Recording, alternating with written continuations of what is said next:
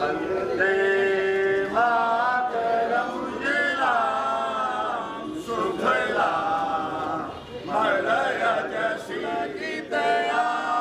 नीलां मातरासिनी सुमधुरभाषिणी विश्व तिरंगा प्यारा जानन झंडा ऊंचा रहे।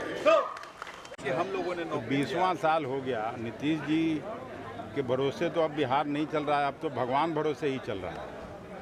उनकी स्थिति पर मैं ज़्यादा कुछ नहीं बोलना चाहता हूँ। स्पेशल स्टेटस की दर्जे की मांग करते थे, पटना विश्वविद्यालय को सेंट्रल विश्वविद्यालय बनाने की बात करते थे, और जैसे ही सरकार में गए सब खत्म, मांग हो गया। बिहार को कुछ मिला भी नहीं, और केवल बिहार और का नाम जरूर बजट में लिया गया। इसका कोई मायने मतलब तो होना चाहिए। 2 दिन के बारिश में पटना शहर डूब जाती है। मैं जहाँ रहता हूँ वहाँ 3-4 दिन तक पानी लगा रहा पाटलिपुत्रा कॉलोनी में। कोई देखने वाला है? किसी को पटना को सिंगापुर बनाने की बात होती थी। बिहार बंटवारे पर बिहार को हरियाणा और पंजाब बनाने की बात कही गई थी। तो ये सब ढकोसला है और अपने पुराने वायदों को जरूर याद करना चाहिए।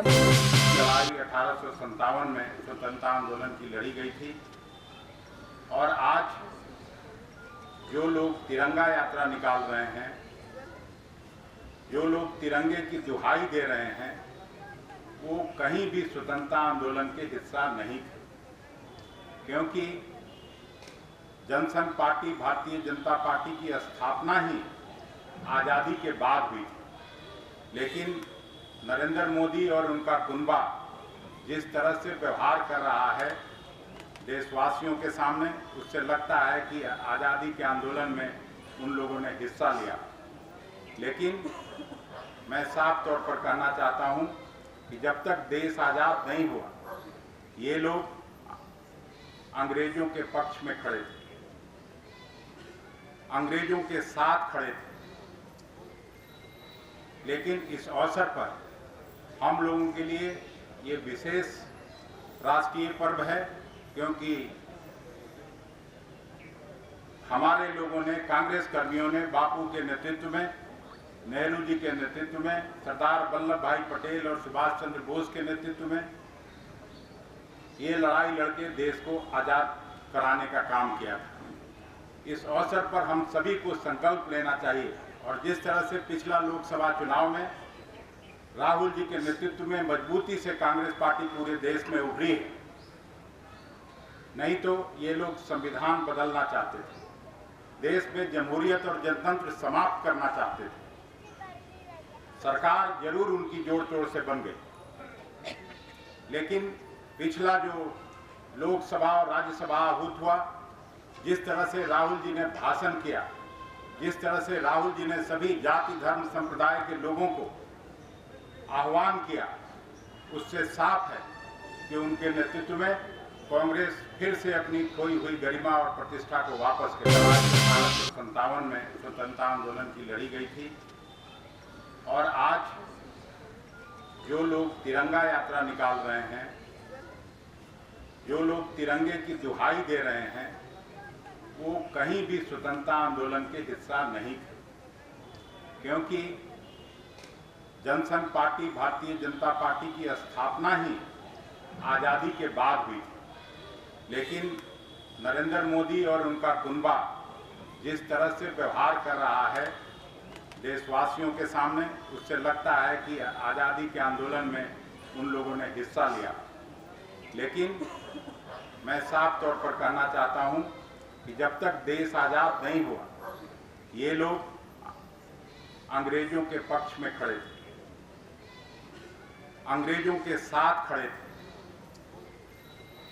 लेकिन इस अवसर पर हम लोगों के लिए ये विशेष राष्ट्रीय पर्व है, क्योंकि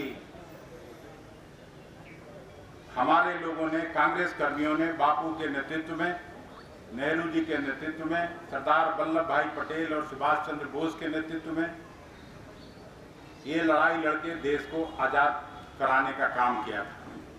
इस अवसर पर हम सभी को संकल्प लेना चाहिए, और जिस तरह से पिछला लोकसभा चुनाव में राहुल जी के नेतृत्व में मजबूती से कांग्रेस पार्टी पूरे देश में उभरी है, नहीं तो ये लोग संविधान बदलना चाहते थे, देश में जमहूरियत और जनतंत्र समाप्त करना चाहते थे।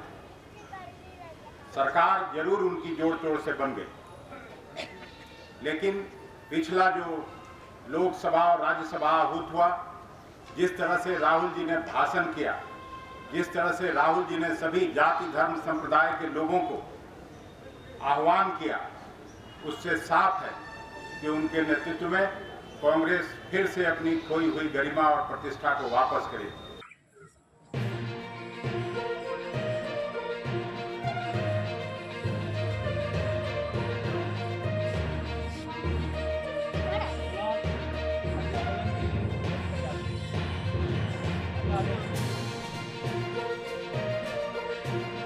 राष्ट्रीय सलाम सलामी सत महाधिनायक जय हे भारती भाग्य विधाता। पंजाब सिंध गुजरात मराठा द्राविड़ उत्कल बंगा विंध्य हिमाचल यमुना गंगा उजल जल सितरंगा। तब शुभ नामे जागे, तब शुभ आशीष मांगे, गाए तब जय गाथा। जननायक जय हे भारती भाग्य विधाता।